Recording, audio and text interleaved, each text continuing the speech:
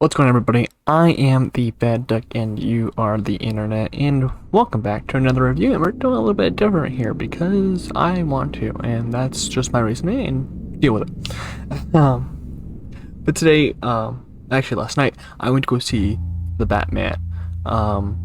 Super excited for this movie ever since it got announced, and we had our first sneak peek at Robert Pattinson's suit back in 2018, I believe, or 2019. Can't remember. I've been super excited for this movie to come out for a long time, and we finally got our treat of a movie release on March 4th, which is today. I'm recording this, and last night I got to see the early previews, which is at like 7 o'clock at night. And there was even earlier showings that I just couldn't attend.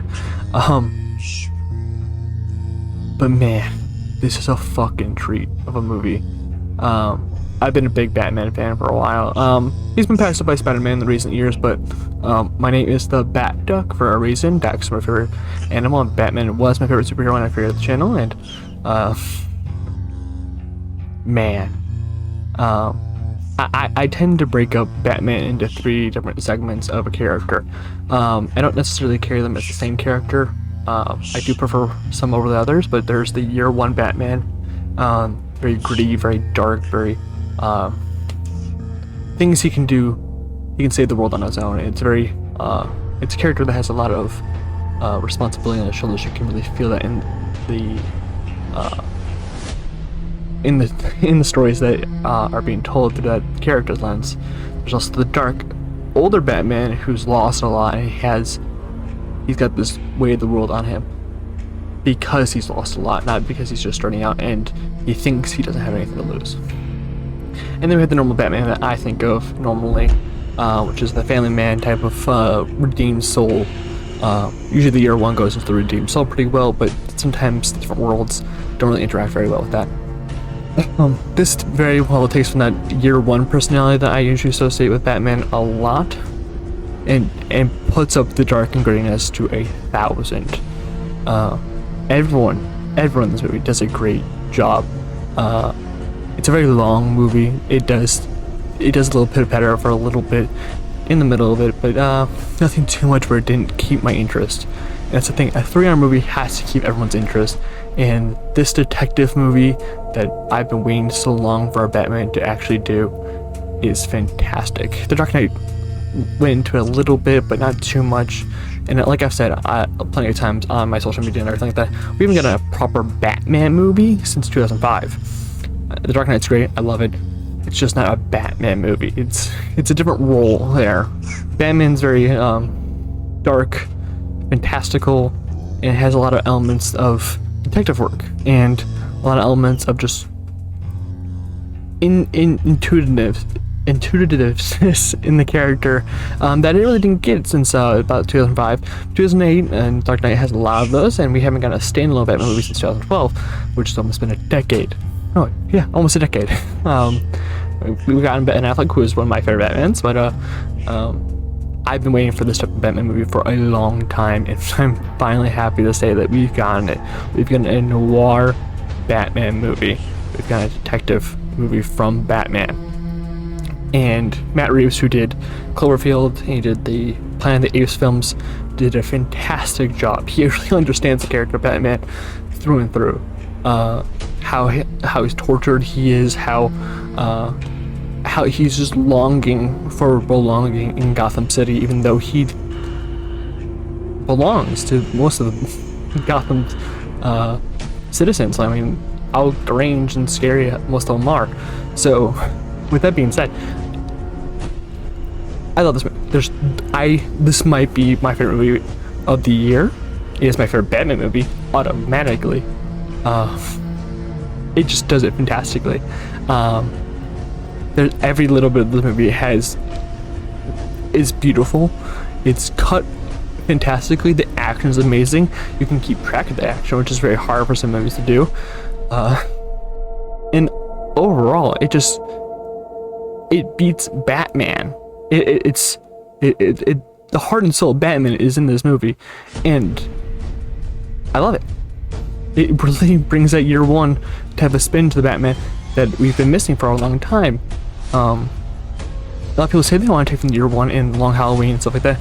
They fail to do so properly because they just miss out on a bunch of pieces of the Batman mythos.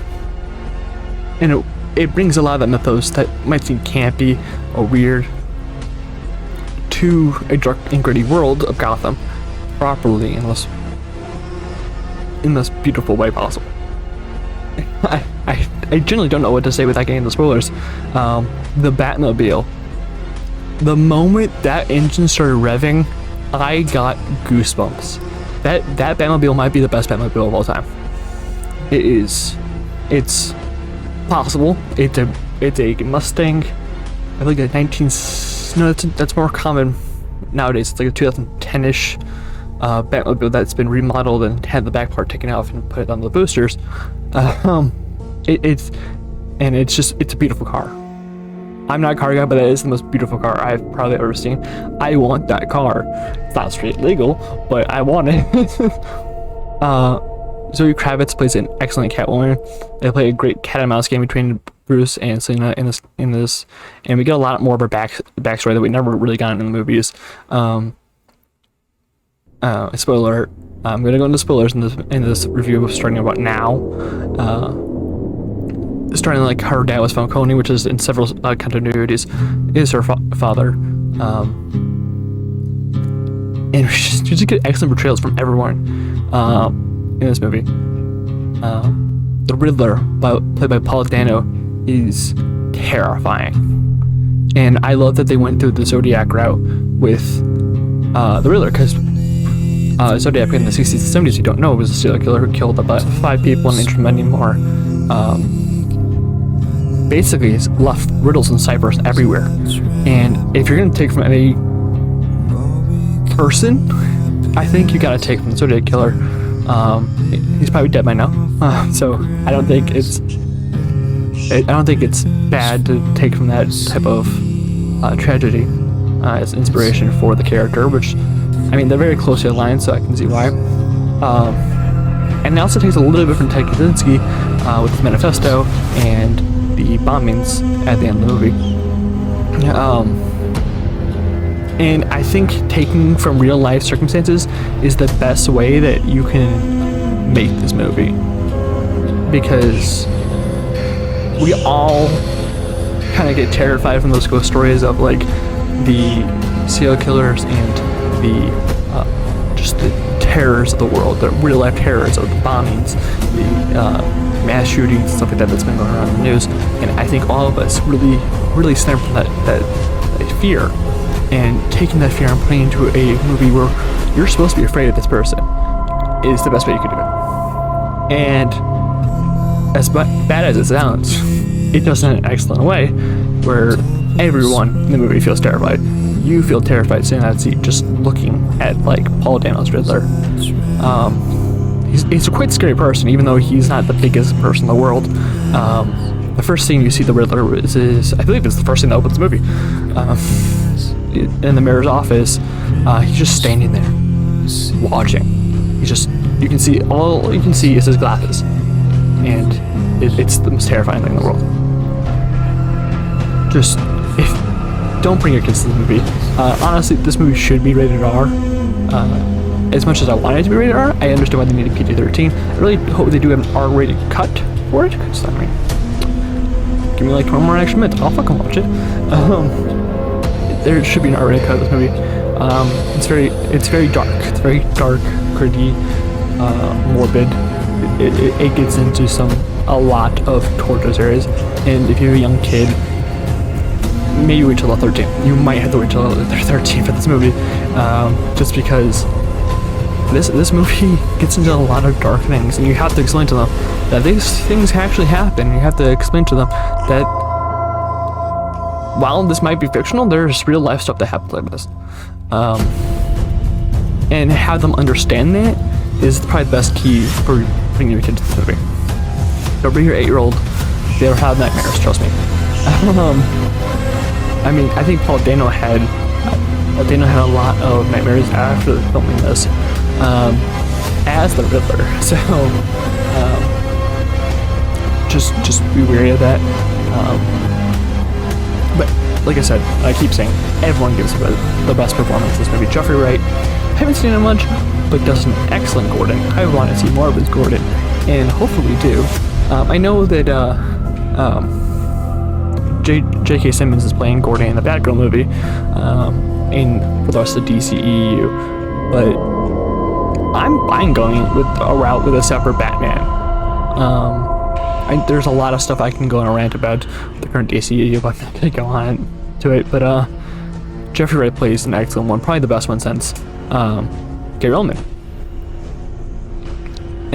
The Penguin, as cheesy as he can get in most media, especially in the Tim Burton movies, excellently done. They do it in such a normal way. Like, I don't feel like it's forced. They call him the Penguin because of his nose. And the Iceberg Lounge. Well, a cheesy name at first kind of makes sense when you're talking about being the Penguin. And 44 Below, the club that's inside the club, is just a natural way of bringing in all these words and phrases that are used in a lot of Batman mythos are perfectly used here, where it doesn't sound campy. And the best thing I can put to this is that this feels like Arkham Knight on a much smaller scale. Arkham Knight's a little bit of a darker movie game, a lot of more little bits and pieces that are going to be terrifying.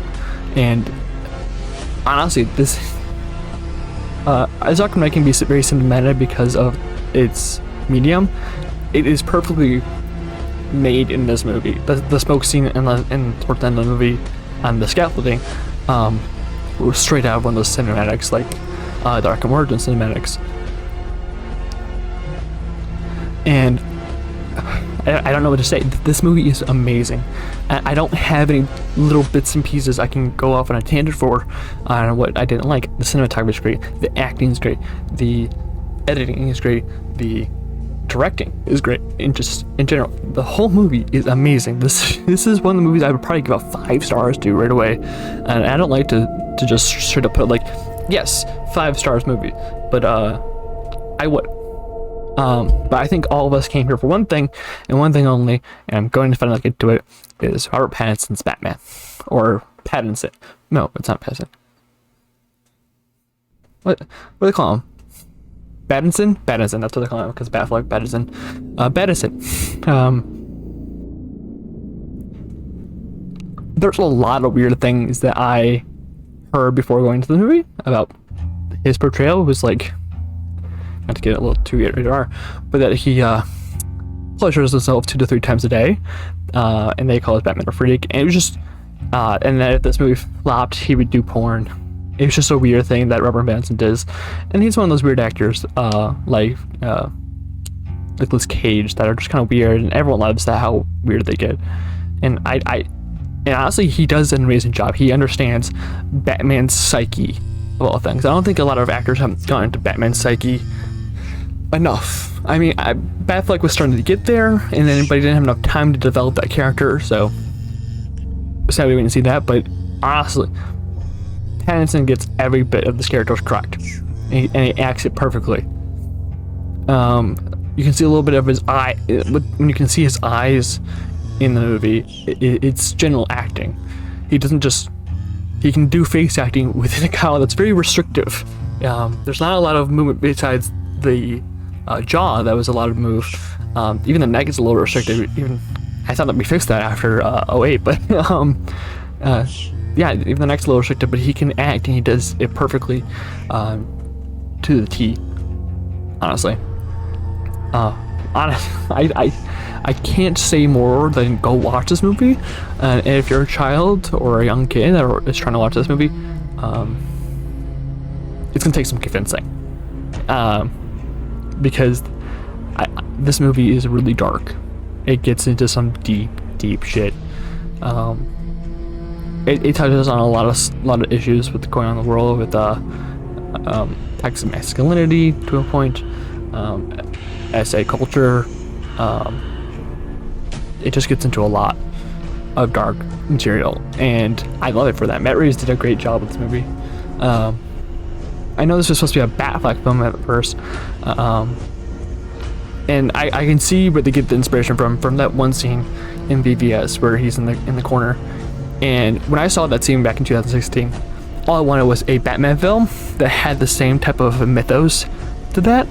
And what this movie did was bring that part of the dark creature of the shadows, and also bring into the legend of Batman in the light. It's to a point in time where Batman's just out in the open. Everyone knows that Batman exists, and I love that because it's teeing this line between the bat creature that no one knows what the fuck it is versus the freak of nature that is the legend of Batman, and it does it fantastically, and it does it amazingly. I love it, and even like the spices of comedy that it is in this movie, is fantastic. Just the scenes of Batman going around the crime scenes, doing investigation work, which I have loved, because that's all I want from Batman, is to be the world's greatest detective and just work through his mind and use his mind properly. With that being said, I do have one big problem with this movie. Not really with this movie, just with the entire DC culture around Batman. So, big spoilers. When Paul Dano's Riddler is put in jail and his plan is foiled, kind of, I mean, the city's still flooded. I mean, he doesn't really lose, he kind of wins. He has a cellmate who is very calculating, and it's played by Barry Keoghan. I'm pretty sure I'm saying that right, but I'm not sure. He's in the Eternals. He played Druig. Still haven't seen Eternals, but I know who he is. And if you know anyone who cackles in Batman, you know exactly who this is. It's the Joker, and we need to stop using the Joker. We have gotten,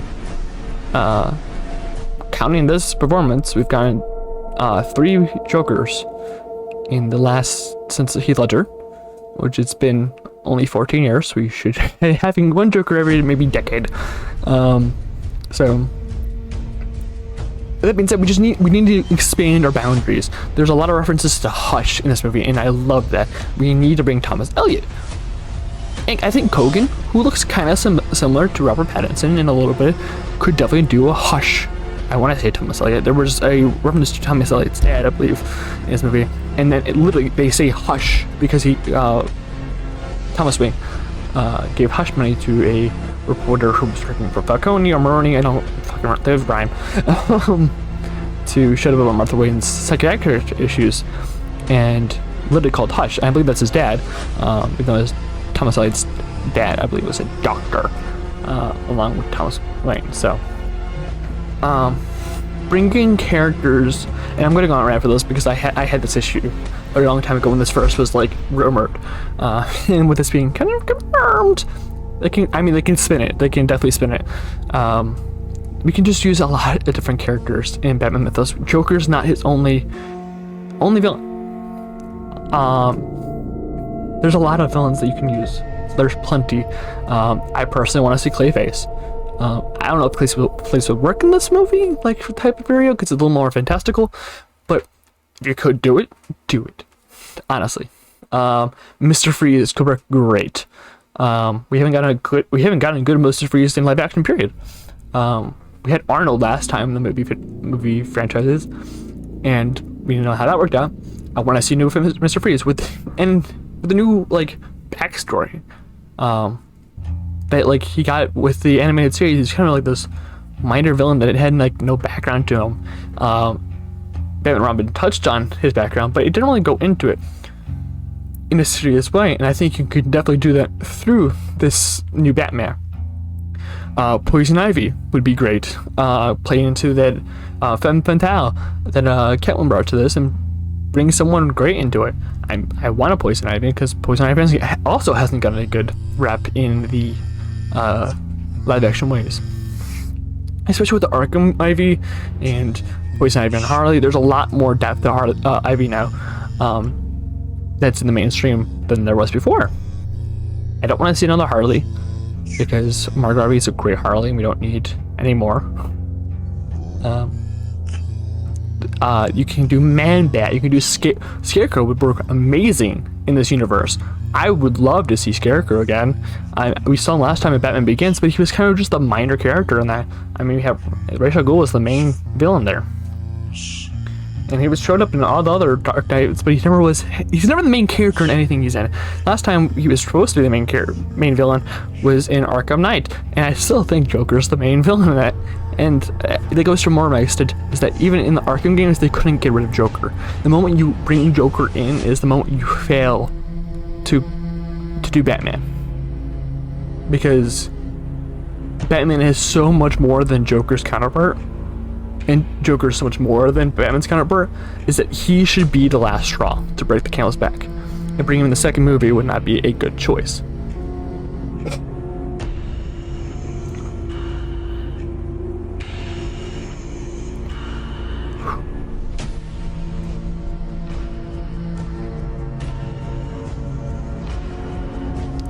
Expanding on the Penguin would be great. I mean, we haven't seen Penguin in a long time, since 1992 in live action. So bringing him back with Colin Farrell, who played an excellent Penguin, probably the best Penguin we've gotten in a long time. The makeup effects were amazing on him. I was asked by my mom, who was sitting next to me, she's like, who the fuck is that? Because I know that voice, but I don't know who the fuck it is. I'm like, that's Colin Farrell. She's like, who the fuck is that? I'm like, he played Grindelwald in the first Fantastic Beasts before he turned into Johnny Depp. And she's like, oh shit. I'm like, yeah. And then I went back to watch the movie because there's another 3 hours in that movie. But yeah, it bringing in all of these villains, just give our villains that did not work in the first place another shot, and give new villains we haven't even touched on. I would love to see Anarchy. Anarchy would be great in this. I think there was a little bit of references to Anarchy in this, but I'm not completely sure. Anarchy would be a great villain to put in this, especially after Riddler. Yeah, just give me 5 movies. Give me 5 movies before we get to Joker. This is good. Like, there's a Joker there, and he just make him like a mastermind to it. Everything. Do like we got Riddler in this one. Do I would say Mr. Freeze, then Hush, then Anarchy, then like a Penguin main villain type movie, and then Joker. Just in this universe entirely, as I'm getting the grasp of it, and I just don't want to see another Joker. I'm tired of the Joker. Joker's been flooding the Batman mainstream for a long time, and it's time for him just to not be part of Batman for a little bit. I'm just done with it. But besides that, everything in this movie is perfect. I don't have any complaints. I saw a lot of reviews saying that it's dark, really never smiles. Yeah, of course. And people are like saying this is the bad time to release the film with everything that's going on. When was it going to be a good time to release this film? When? There's no good time to release a dark, dreary film. You can say that about The Zodiac. You can say about Prisoners. You can say that about any of these dark, dreary films. It's never a good time to release these. And just releasing it and getting a good movie out there is, I think, the proper time. Is any time. Just get a movie out. If you do have the chance, and you do have the ability to understand that this is kind of a dark film, go watch the movie. It's a great movie. It's just an amazing film. I would give this 5 stars automatically, no problem. But yeah, yeah, it's a good movie.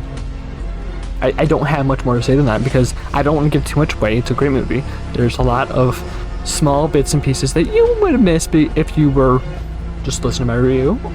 It's a 3-hour movie. I can't cover a 3-hour movie in every bit in detail like I did with Scream. So, I don't want to ruin this for anyone. Like Scream, I was like, okay, there's not a lot of people who like are in love with Scream as much as I am. So I can probably ruin the movie. I can't. This movie is too good to ruin, to spoil, to do anything with. Paul Dano is probably the best villain we've gotten in a long time. I'm glad that the Riddler got another shot. Cindy Kyle, played by Zoe Kravitz, is amazing. in every bit in this movie. Colin Farrell, great Penguin. Robert Pattinson, a great Batman. Jeffrey Wright, probably the best commissioner award since Gary Oldman, like I said before. Just go watch this. It's amazing. I find a 3-hour spot in the next week. Go watch it. It's one of the best movies I've seen in the comics sphere in a long time. I think the only thing that could rival that would be Far From Home in the last 5 years. Black Panther. Man of Steel. I'm a big fan of that, so just go out and watch it. That's my only advice with this, and it's the only thing I can really do as a movie person is just tell you to go watch this, because there's no good way for me to just be like, yeah, it's blah blah blah. It's I can't tell you the experience I felt watching this besides excitement, joy, and just I started cheering up along from how good this movie was, which is very rare for me to cheer up from a movie's not even like its story, just how well it's made. Just everything about this movie is absolutely gorgeous and perfect. Besides the little tinge I just went on about the Joker, if anything, I'll just make it into a thing. But yeah, just go watch this for your own sake and sanity, please.